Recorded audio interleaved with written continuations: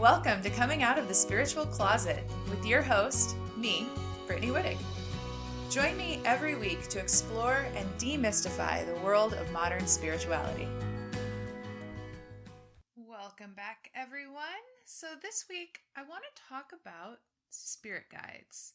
This is, I'm sure, a term that you've heard in the spiritual community, and I think it's a little vague, and it's one of those things early in my spiritual journey I heard people talking about and I was interested in, but it felt like a big mystery.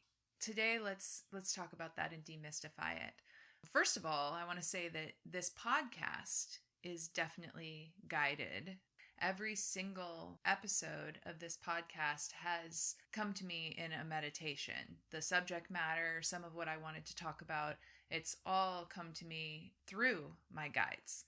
Your guides can really help you with very practical things in your life. They can help you with work. They can help you with big decisions. They can help you with basically anything.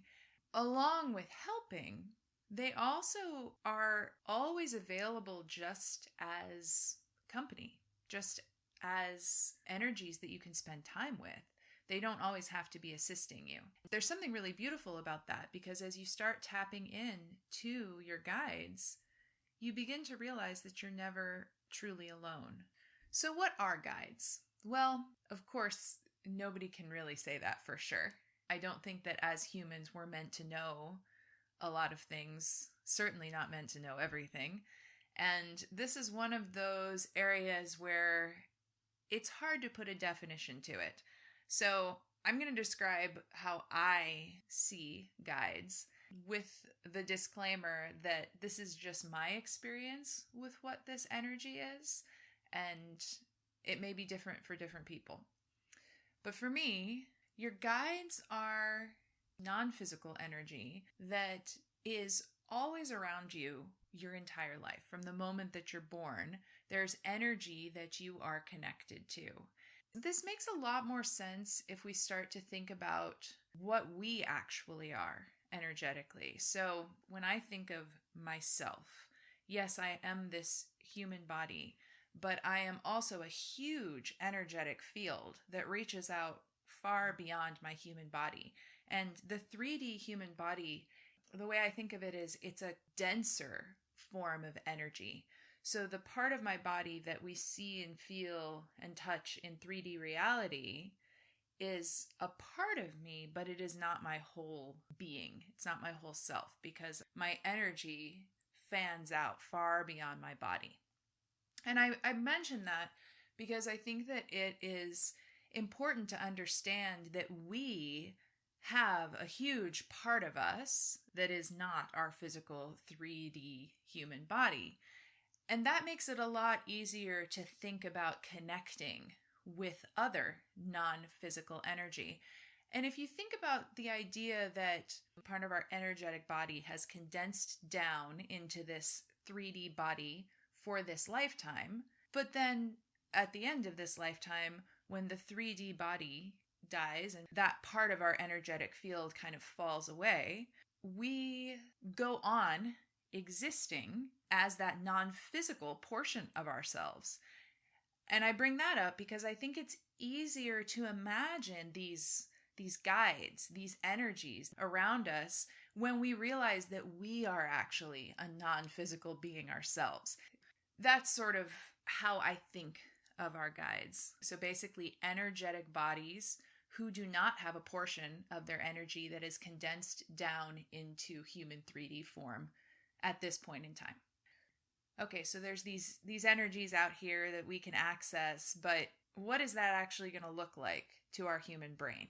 It varies person to person. They take the form that is easiest for you to understand and accept. A perfect example of this for me is that one of my main guides is the dog that I had that passed away. His name was Indy. And he's around me a lot.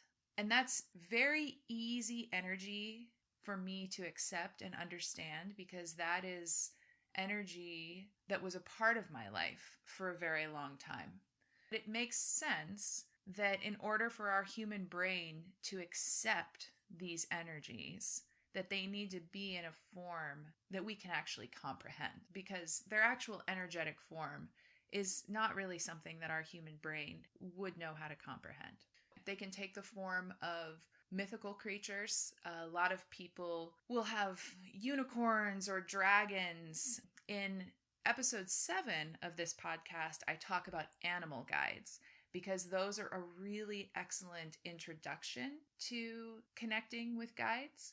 And so if you haven't heard that episode and you're new to the idea of guides, I would definitely recommend checking out that episode as well. I also have a free guided meditation to meet your animal guides that I will put in the show notes for this episode as well. So animal guides are certainly an example of a form that guides can take.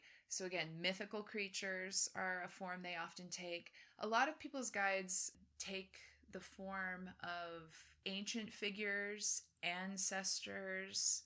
A lot of people's passed on loved ones will become their guides. And then there are energies that humans have been connecting with throughout time that are also guides that are accessible to us.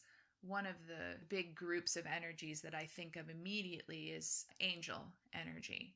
Those are guides that are relatively easy to connect with and very accessible and have been working with humans, throughout human history.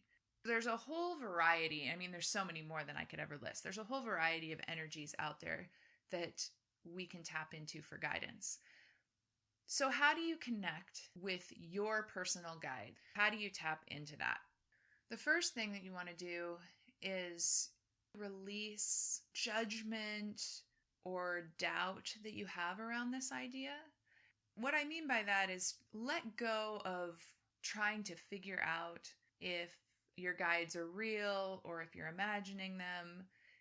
Especially early on in a spiritual journey, I like to recommend that people get into a mindset of, you know what?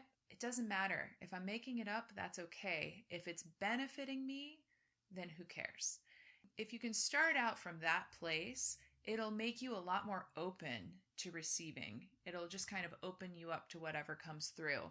Over time, you'll be able to discern what you're making up and what's coming from outside of you. Let go of that doubt or that concern. The easiest way to tap in is really just to ask. It's actually not very complicated. You really just need to sit somewhere you won't be disturbed, quiet your mind, and set the intention that you would like to connect to your guides, to the guides that want to help you along your highest path. And then just sit there and allow whatever comes up to come up. It may be that thoughts pop up. It may be that images pop up. You may hear something, like you may hear a voice. There's a variety of different ways that the information will come to you. So once you've sat for a little while and allowed some information to come to you, have a journal close by and write all of that down. Another way that you can open up to your guides is after you've sat kind of quietly for a few moments, you can open a journal and start automatic writing. That's another really good way to connect with your guides early on. And what I mean by automatic writing is just start writing whatever pops in your head. Don't think about it. Just write. And then when you feel complete, stop, and then you can go back and read it. And it's often quite incredible what comes through with an automatic writing practice. Now, your guides in these early practices, they may identify themselves very clearly, or they may not. It might be a little fuzzier. Things might come through that feel really strange. So, for example, one of the guides that started coming through to me very early on in my spiritual journey that felt really odd and that I didn't share with people for a very long time was David Bowie. I just kind of went with it. I went with this, maybe I'm just making this up. It doesn't matter if I am kind of idea. And that guidance stuck around, and years later, that guidance is still a huge part of my life. I check in with David Bowie all the time. My theory on it is that it's actually, in my case, an angelic angel kind of energy that is taking the form of David Bowie, because that is someone that I really resonated with and could really understand, and someone that I could accept early on in my journey. So as time has gone on, that's how I've come to interpret it. But just to give you an example, this energy could take all kinds of different forms, and that's okay. Just go with it. You don't have to share it with anyone. You can write all of this in your journal and keep it to yourself, and that's totally okay. And honestly, early on in your journey, I think that's actually the better choice, unless you have like a spiritual mentor in your life or someone who has been through the awakening process and understands how out there it can get. One more way that you can connect with your guides, and I want to be sure I mention this, is through guided meditation. You can go on YouTube or Spotify. YouTube really has great ones, and search for Meet My Spirit Guides meditation. That's a really nice, easy way to start tapping into your spirit guide. It's a little easier, I think, to open up to it when you have someone guiding you in that way. So that's another great option to get connected.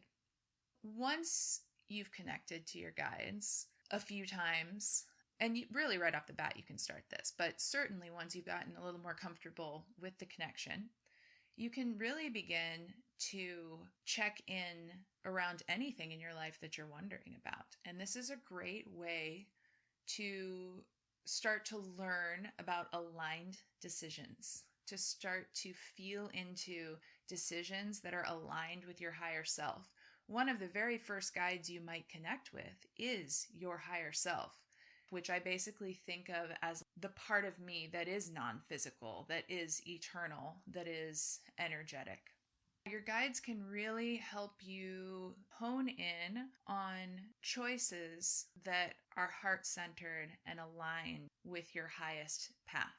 For more information about aligned decisions, if you're not quite sure what I'm talking about, there is an episode number 9, I think, that I did on aligned decision making. So I talk about that a bit more, go into more detail. When you check in with your guides, you can really ask them to point you in the direction of your highest path. You can ask very clear questions, and really no question is too small. I think that when we first start connecting to these big, powerful energies, we feel like we need to be asking like big life questions. But you can ask small, simple things. You can ask in the morning when you meditate, connect with your guides, and ask what you should be paying attention to today. That's a really simple practice that you can get into on a daily basis that will help you build your relationship with your guides and also just give you that daily direction. I was describing my relationship with my guides just earlier today to someone, and I was saying that it's kind of like having an imaginary friend, like when you were a kid, except that all of these incredible synchronicities begin to show up in your life that really validate that it's not an imaginary friend, that there really is this energetic guidance around you. And it's just so lovely because you're never alone and you always have access to this assistance. It's just such a beautiful, beautiful thing. So as I'm recording this, always as I'm recording this podcast, I'm connected with my guides. It's like they're always kind of just in the periphery.